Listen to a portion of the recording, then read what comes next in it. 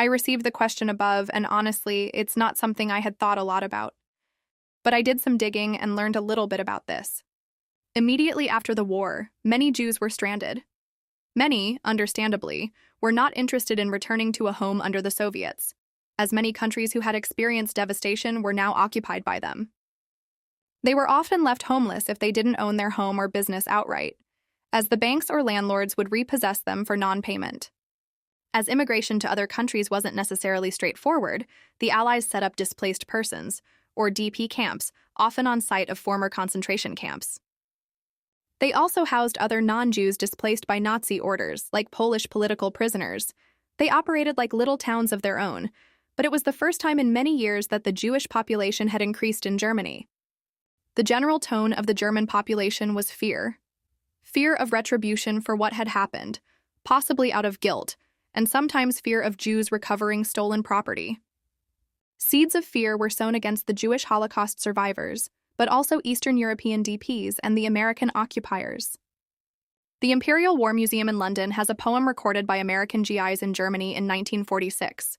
In the poem, Americans are referred to as Amis, but I'll change it to Americans to avoid confusion. It is entitled, "Betrayed by the Nazi, Lied to by the American. Now you stand on the street with your broom. It would have been better to have been a real Nazi. The Jew is a black marketer, the Pole stabs you, but the American doesn't see it. No matter whether you are a Nazi or not, the American will rob you and won't spare you. The American lets the Jews come in because he himself is a Jewish swine." There were cases of violence perpetrated on Germans by Jews and Eastern European DPs, but they were rare.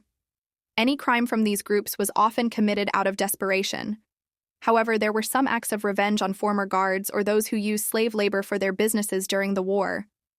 Rumors also circulated that the bombing of German cities were done in retaliation for Kristallnacht, or the November pogrom of 1938. As such, they feared further threats to their safety. There were also rumors that the Americans would force them to wear swastikas, an inverse of what happened to the Jews. Many also found it odd that Jews and other DPs suddenly seemed relaxed now that they were protected. A German diary entry from 1945 states, "Many foreigners walk around in the city grinning. Who knows how they will behave now?"